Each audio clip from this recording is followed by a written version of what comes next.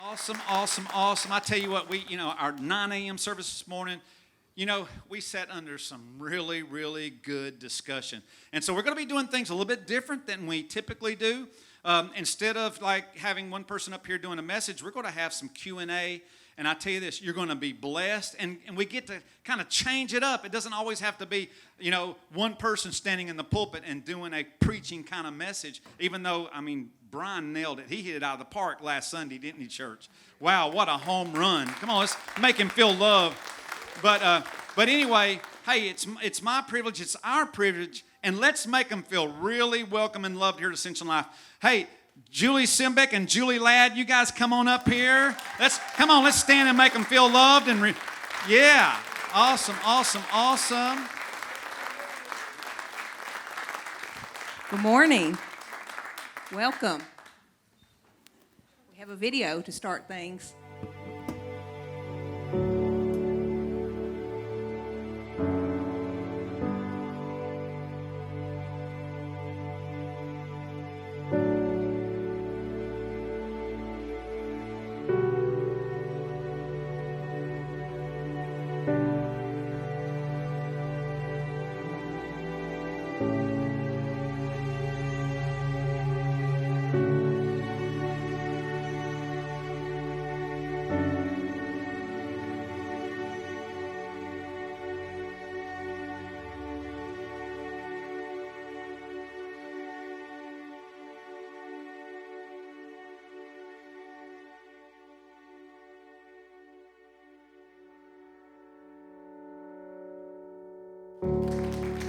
Isn't that powerful? That's so anointed.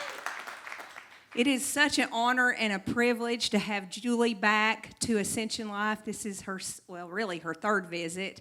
I'm fortunate enough that I have met Julie outside of the church. I work with Julie a lot through the Chamber of Commerce, my job.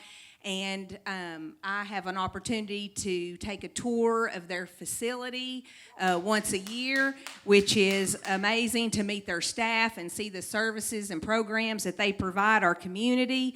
They are such a blessing to this community. It's amazing the things that they're able to accomplish in such a small town and with such resources. But what I've learned from working at the Chamber is we really have a generous community, and if there's a need, especially a specific need, you guys rise to the occasion every time. So thank you for being here again. Yeah, thank you for having me. This topic is so near and dear. I shared a lot about my testimony the last time you were here. I was actually born on the cusp of Roe versus Wade. My mother chose life instead when she could have easily made a different decision. And so that's pretty powerful, those of us that were born during that time. But I can't wait for you to share for those that have not met Julie or that are not familiar with Full Circle. I would love for you just to start out and share your story and your testimony so we can get to know you. Okay, all right. Well, so I came to Full Circle in 2015, and at that time, I had been married for a few years, and we had a 2-year-old, a 4-year-old, a 5-year-old, and a 7-year-old. And I had just so much time on my hands, I came in to volunteer because I was like, I just need something to do with all this free time I have. But I came in and I told the director at that time, I said, I feel so drawn here, and I really couldn't pinpoint why. Every time I walked through the doors, I got tears in my eyes, and I went and told Sarah, I said, I don't know what I can do for you, but if I can help you in some way. And so when I sat down with her, I began to start talking to her about my story, which I had kind of shoved down deep and hadn't talked about to really anybody in this area anyway. So what I told her was that, of course, I'm from this area and grew up here and everything, grew up in a Christian home. But at age 21, I myself made the choice to have an abortion. There's a lot of things that kind of went into that. Like I said, I was raised in a Christian home. I knew the Lord from an early age. I knew about the Lord from the early age. I had a whole lot of head knowledge that had never really made it deep into my heart. And I had a really distorted view of who God was. I really viewed him as like a father with a lot of rules, that, didn't want me to have fun and wanted me to stay within the confines of like these laws and things. And what I know now is that those laws bring us freedom, right? God set those laws in place because he wants us to have freedom from sin and the freedom that comes in being in good fellowship with him. But I saw it as he didn't want me to have any fun because I'm a party girl. I'm a party animal. And that's okay. If you party nicely, it's okay. So, I just began in high school to make decisions that led me astray. And I made willful decisions to go places I shouldn't go and do things I shouldn't do, which included drinking and just running with the wrong crowd. And by the time I was in college at age 21, I was completely living for the world, and had kind of left my Christian values to the wayside and was just kind of living for what I wanted to do and making my own choices and decisions, which was leading to a lot of heartbreak. But then at that time, it also led to an unplanned pregnancy. And I was in a situation with a guy that I knew was not going to be around. It wasn't supposed to be anything long term. I was failing in school. I mean, I'm just going to be completely honest. I was not in a good place. I was living paycheck to paycheck and really had a lot of selfishness. I mean, I was focused on myself. So when I found out I was pregnant, the enemy really lied to me and told me there was nobody I could talk to about it. My family back here in Athens, I was living in Cookeville at this time. My family back here in Athens was going through some really hard things. My dad had been caught up in a drug addiction, and there was just a lot of really bad stuff going on. So the enemy told me I couldn't tell anybody, and it was a problem that I needed to fix. And so I chose to have an abortion, and the minute after I had an abortion, I knew that I had done something not just morally wrong, but something that was going to affect me for the rest of my life.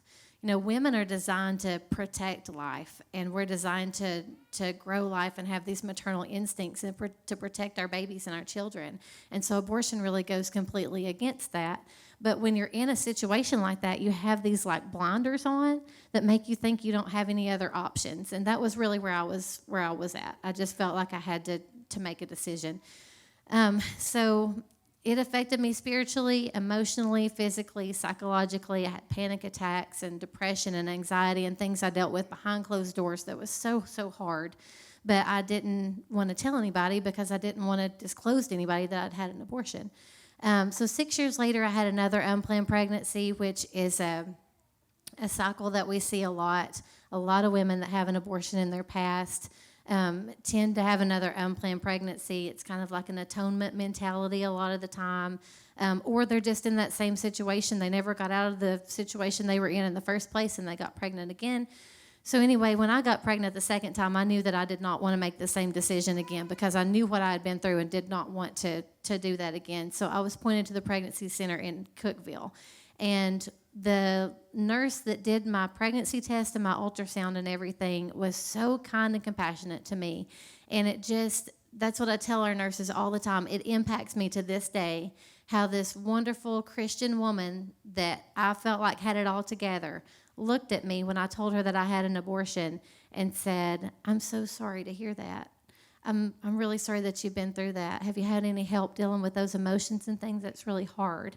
Instead of looking at me with anger and condemnation or shock or surprise. She was so, so kind to me, that nurse was. And so she helped me bridge me into their support group there that was a post-abortion recovery thing, and kind of walked me through all those emotions and helped me, along with other women in that group, to get to a place where I could receive healing. And through that study, I realized that God is a God we can trust, and that I've been trying to do things on my own for way too long, my way and all about me.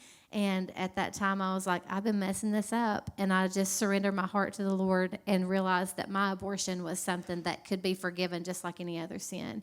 And so he wanted to forgive me that very first time that I cried out and confessed to him right after my abortion. And I did not feel deserving of his love and of his forgiveness, and I hadn't accepted it. So I surrendered my heart to Jesus through that program. And when I went in 2015 to volunteer at Full Circle, I told her that story, and she said, "I need you to help me start a post-abortion recovery program here." So that was what I kind of signed up to do, was to volunteer. And like 6 months later, I was a director. It's like, what just happened? So, and just kind of here I am after that. I mean, I don't know. It happened so fast. But it really was the Lord's will for that. So I'm happy to be here and to serve. Wow. I'm so thankful for that center that you found and what an impact it made on your life. When did Full Circle start here in Athens? Full Circle was begun in 1998, and it actually was begun as a ministry of First Baptist Church in Athens, and was a ministry of that church for 2 or 3 years, I think, best I can tell from our history. And it was just decided that Full Circle would do better as a standalone 501c3, so we partner with a lot of churches now, although Athens First Baptist is still a very dedicated partner of ours. Great. And so you've been the executive director since 2016, and a lot of things have has changed since it started at First Baptist. It was called a crisis pregnancy center, and now you are a medical center. Am I understanding that correctly, and what is the difference? Well, so there's not necessarily a difference except for way back when pregnancy centers were created around the Roe versus Wade kind of era. We were known as crisis pregnancy centers because women saw themselves in crisis in unplanned pregnancy. And over the years, we've really wanted to kind of change that perspective, because when you're in crisis, you don't typically make great decisions. Right. You have this sense of urgency that's like, I've got to take care of this right now, or I've got to just do something about this to fix this problem. And so when women see themselves in crisis mode, they don't always make the best decisions. So what we do is we want to show them this is a safe place. Everything here is confidential. Take your time, have a seat, take a deep breath, tell us your story. Let's talk through everything. We just want to kind of tell them, like, this is a decision that's going to impact you for the rest of your life. So you need to slow down and really think through it, because no matter what you decide, it's going to impact you forever, Wow. So this becoming a medical center means that you offer more services and more programs, I imagine, instead of maybe just one or a couple of things. Yeah. So could you tell us a little bit about that? I'm privileged to know because I visit you, and we also come to your amazing banquet every year, which is in April. And some of my friends here come and sit at our table, and she always has the most amazing, profound, stellar guests. You will just leave there. I mean, you're crying. It's unbelievable. It's a good cry, though. Oh, it's such a good cry. These stories, I mean, they are just stranger than fiction. I mean, it's amazing. And we had Stevenson. We were able to host him for a night, her speaker last year. And so it's just great to really partner with you and that ministry as much as possible and help you in any way. So talk to us a little bit about your education programs and everything that you have going on, the services at Full Circle. Yeah, so our vision is to offer compassionate care to women in unplanned pregnancy situations and to equip and empower them to choose life for their baby. And then our mission supports that, and it's prevention, intervention, and restoration. So our prevention program is our One Life Positive Youth Development, and we're going into the schools, McMinn County, Meigs County, Polk County, Athens City, Etowah City, and then a couple of private schools. So we're in 18 schools total. And two ladies that work for us really handle that program. We do have some volunteers that come alongside us that we're so thankful for too, but man, it's a robust program, and those two girls are rock stars. They do such a great job. But it's 6th through 9th grades, and it really begins with this idea of you are unique and special, and God created you on purpose for a purpose. We can't say that in the schools, but it has that idea of like you have value. You're different than everybody else around you. You have a purpose in this world. We need you here. And so laying that foundation of value, then we're able to talk to them about, okay, if you have this immeasurable value, then you want to protect yourself, right? So the way to do that is to abstain from sexual activity outside of marriage, because that's the only 100% way that you're not going to get pregnant, that you're not going to get an STI. And keeps you from walking through our doors with an unplanned pregnancy. And then also drugs, alcohol, vaping, any of those things that are decisions that can impact your health and can impact your your tomorrow, your future. So that's kind of what that program looks like. That's our prevention program. Intervention, we consider we're stepping into a situation where an unplanned pregnancy could have already occurred. So that's when women come to our center. They're met by a client advocate who sits down with them and talks through their story and identifies just different things like barriers and stuff like that that might keep them, maybe it's things that make them feel like they're not going to be able to parent this baby. So we offer them that client advocacy. Then they're taken back and they're given a pregnancy test and an ultrasound to confirm the pregnancy. And that's where the medical services came in. When we went medical in 2014, we were able to hire registered nurses, and then we're also overseen by a really awesome, two actually, medical directors who oversee and interpret and look at all of our ultrasounds and sign off on those. So we do the ultrasounds, and then we do options counseling. So we're telling these ladies the truth about what their options are. You know, our goal is to help give life to that baby. And that, you know, when women come in, we're seeing them, they're considering their options, and we tell them the truth about, like, all of the different abortion procedures and how it feels after you have an abortion and some of those things, because a lot of these women that come in, they know abortion is an option, and that's all they know. They just know it's an option. They don't know what it looks like. They don't know anything about the procedures. They don't know how far along they are. They don't know fetal development. You know, there's a lot that they don't know. So there's a whole lot of education and information that we're able to give them and discuss to be able to help them in their decision, which usually leads to a decision for life. Because a lot of times early on we're showing them there's a heartbeat there. There's separate life here. And when you can see that on the ultrasound machine, that really makes a big difference, and hear that heartbeat, such an impact. And then we come alongside them with our Pregnancy to Parenthood program, which is mentorship and education and free diapers, wipes, food, formula, material items, whatever it is they need.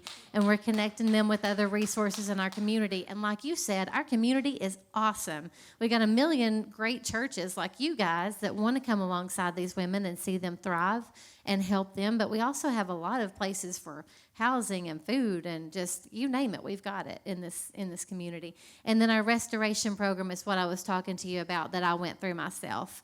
We call it OAKS, Post-Abortion Recovery. OAKS stands for Overcome, Arise, Know, and Shine, and it's based on Isaiah 61, 1-3, that ends with, they will become oaks of righteousness planted for his glory, which is in kind of just bare bones what we want women to get out of that program, you know.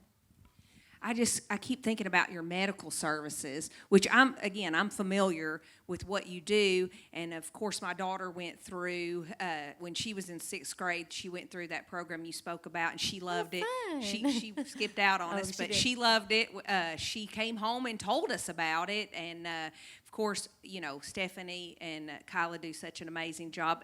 I think Kyla, does she still help? She's volunteering with us now on the Pregnancy to Parenthood and client advocacy side. We've got a new friend of Stephanie's that's helping us in that program. That's all. Still awesome. These They're girls so are good. awesome. They're young, they're relatable, and they are really ministering to these kids at a young age, and I'm just so thankful you guys have that program. But I keep thinking about the medical side and the technology that these when these girls find themselves in this unplanned pregnancy and they're able to come in there and see the ultrasound, that has to be a game changer for you. Yeah, so impactful. There's a statistic out there, and I was trying to remember it from the last thing. I think it's like 80%, 75 or 80% of women that see their baby on an ultrasound machine choose life. You know, because 80%? I think that's right. Wow. I hate I can believe statistics. it. I'm so bad, but it's high. It's up there.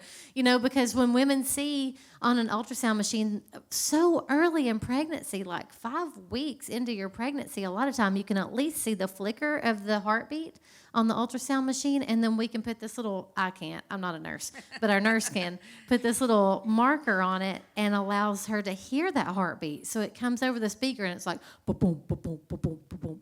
And that's just our favorite sound. You know, it's so cool. And to see her eyes always fill with tears as she hears the heartbeat of her baby, and it's like, oh man, this just got real. You know, Yes. it makes it so much more real. Yes, thank God for that technology.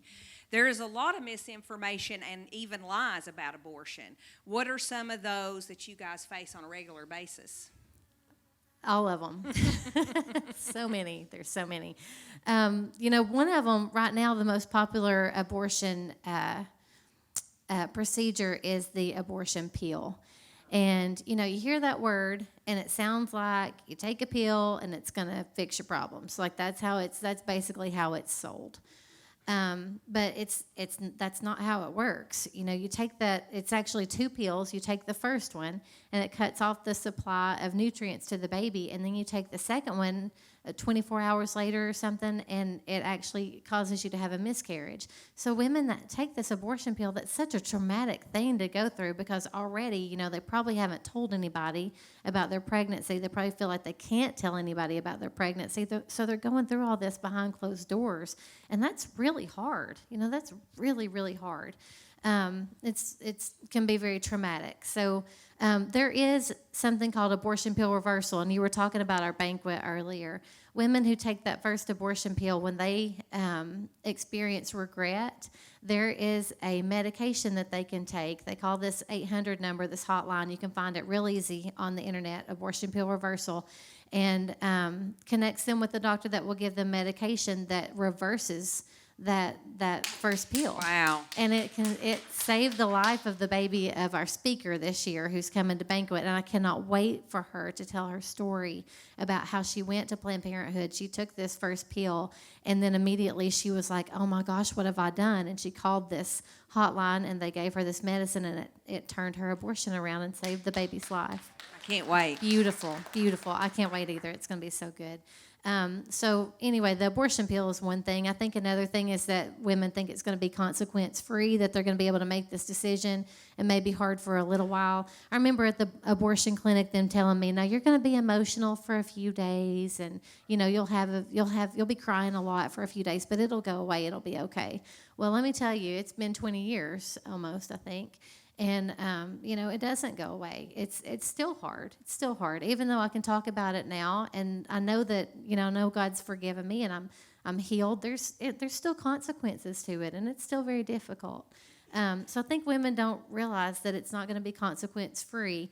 The blob of tissue thing, we don't hear as much anymore because science has really disproven that. Science has proven that life begins at conception. You can see that. And so, follow the science, right?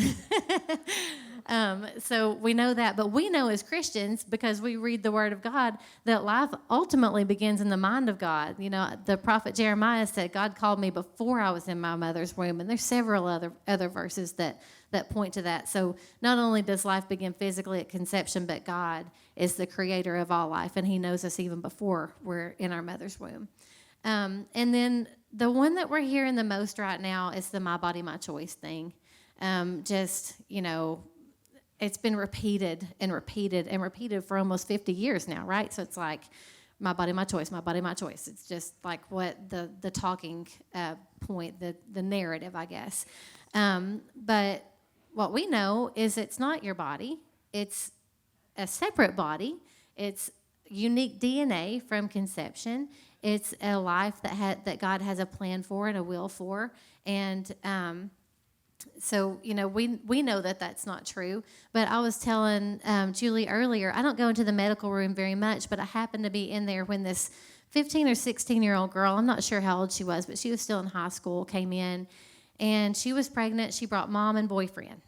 And I go in, and we always bring the girl back first in case there's things that, we go over her medical history and stuff. And so I was in there with her, and, what are you thinking? What do you think you're going to do? And she's like, oh, I don't know. And I'm like, well, what does your mom say? And she's like, oh, she told me it's up to me, whatever I decide. And I'm like, let's get your mama back here. I think I want to talk to her mom to mom for a minute. So her mom came back, and then her boyfriend also came back, and they both just kind of sat back with their arms crossed, and they're letting her talk. And I was talking to the mom, and I was like, well, what are you kind of thinking? And she was like, well, I told her it's her decision, and whatever she wants to do. And I'm like, well, you're her parent, and this is your grandchild. So you have a voice in this. You need to help her make this decision. Don't just leave her out there to make it on her own.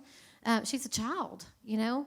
So I'm talking to this mom, and I might not have been quite that direct. I was nice about it. But I'm like, you have a voice in this. And then I look at the boy that's sitting there, the young man, and he's got his arms crossed. And I'm like, hey, this is your baby too. Like, a baby didn't just appear in her uterus and begin to grow. Like, you're just sitting here like you don't. This is your baby too. So yes, legally, she does have the right to make whatever decision she wants to make. Nobody can coerce her. We can't coerce her. But, and we want to make sure that our women know that, what their rights are. But this is your grandchild. This is your baby too. You guys have a say in this. Let's talk about this together, and let's, come to the table and talk about how we're going to support her and how we're going to kind of move forward here. And I handed him this pamphlet that said, before she decides, and I said, read through this and you guys have a conversation. And he smiled so big, and I was like, am I the first person to tell him that he has a voice in this, that he has a right, to say like, hey, I really don't want you to have an abortion. This is my baby too. Let's see how we can figure this thing out, So I really think I might have been the first one to say that to him. And that's really what sets us apart, too, is I feel like men get left out of this issue a lot. And I didn't say this in the last service, and I should have. But this is not just a woman's issue. Like, we don't make babies by ourselves, So this is a man's issue, too, and I think we need both sides. And full circle, eventually, I would love to offer more services to men who have abortion wounds in their past. I believe it does uniquely affect women, but it affects men too. And it's really hard if you're somebody that has been through that. So I want to let you know, like, that's on my radar. I know that we need that. We just haven't had the right person come in yet. But that's what sets us apart. We see that everybody has a voice in this issue. It'd be great. We'll pray for a man with a testimony Yes. to come through those doors. Yes, Lord, let it be. What are some of the trends that you're seeing now at the clinic? Definitely an upward trend. So in 2018, we purchased our new building. We rebranded, launched a new website, kind of moved our marketing dollars around a little bit, tweaked some things. And we saw 90 women that year. And the next year we saw 185. And the next year we saw 242. And last year we saw just under 300 women that walked through our doors looking for services. And when I say women, I'm talking about just the women that we serve. So they also bring, parents and support people and husbands and boyfriends and other children. So our reach is like thousands and thousands of people. It really blows my mind to think about how many lives we've actually been able to touch through the ministry of Full Circle over the past 20 years. Wow, that's a lot of growth, and that's really not a negative thing. That is a positive thing. I think so. I think now people are finding us who need us. There was a time when we didn't do very much online, and that's where people are, right? So we want to make sure that we're reaching those women that are Googling, looking for services in pregnancy. So that's one trend. And then the other trend is what I was saying about the My Body, My Choice thing. We're seeing a lot of women come in that they know abortion is an option. And I think it's somewhere in like 85% of our women choose life for their babies after they come through our door. Wow, did you guys hear that? Yeah. 80% choose life after visiting Full Circle. Yeah. Wow. And a lot of times it's because they come in and they know that abortion is an option, but then when they start hearing the truth about it and start realizing things, and when their pregnancy becomes real right before their eyes, then they realize, oh my goodness, I can't do that. I've got to make a different choice. Let's talk about what adoption looks like. Let's talk about what parenting is going to look like and how I'm going to be able to do this. Yes, that's another favorite part of your banquet. I love it when you have one of the moms get up and speak and share her story. You really have the model banquet. Oh, that's going to be good this year too. We've already got that. I'm packing my out, Kleenex and going to invite some of my friends, and I always make sure they bring that checkbook with them. Appreciate that. Okay, the Supreme Court is reviewing new arguments in the fight for life. What can you tell us about where we are in our country and in our state? And I can't help but think about Texas and that law that they passed, and it cut abortions by 50%. The heartbeat law. That's incredible. That is incredible. And they've been trying. The other side's been trying to take them down for that ever since they passed that law, and it has stood. The Supreme Court's upheld it 2 or 3 different times. So Very awesome. Very awesome. Way to go, Texas. Way to go, Texas. And way to go, Tennessee. I mean, we have some great pro-life laws in place, too. One of those is the trigger law. So if Roe versus Wade is overturned, then abortion will be illegal in Tennessee. So there will not be any abortion clinics in Tennessee during that time. Praise the Lord. This could happen soon. This could happen in June of this year. And so that's what I'm going to ask you guys today. If you don't get anything else out of anything that I say, I would just ask you to really lean into this and really pray for our Supreme Court, because they're going to have a lot of courage. I mean, they're really, I think, this is me talking, I think there's more pro-life people than we know. I just don't think we yell as loud, a lot of the time. And so they're having to really stand up to some people that are rattling their cage, but I lost my train of thought. I'm sorry. The law that's in front of them is a law out of Mississippi, and it's a viability law. And so there's a lot of moving parts to that, but it directly challenges the precedent in Roe v. Wade and Casey versus Planned Parenthood. And I was telling Julie earlier, in Casey versus Planned Parenthood, there's some verbiage that says that women need abortions to be contributing members of society. How demeaning is that? I mean, that we can't have a baby and finish college and, have that career we wanted and have a successful relationship, whatever. We can do it, and there's so much pregnancy help available now. There's centers like ours all over the United States that are there for women in unplanned pregnancies. So that's just outdated. It's so outdated, if nothing else. So we're just praying that the Supreme Court will make the right decision and that Roe v. Wade will be overturned in June of this year. So I brought some cards out there that are laying out in the lobby. If you'll grab one of those on your way out, it kind of gives you some things to be specifically praying about in that. That's awesome. We talk a lot about advocacy in the political and social realm related to this, but this really is spiritual war, and you and your staff are on the front lines, and I've seen firsthand these ladies don't play. They are the real deal. I'm so proud of you guys. I'm so glad to be your friend and to stand with you at times, and we definitely are going to give them all the prayer support.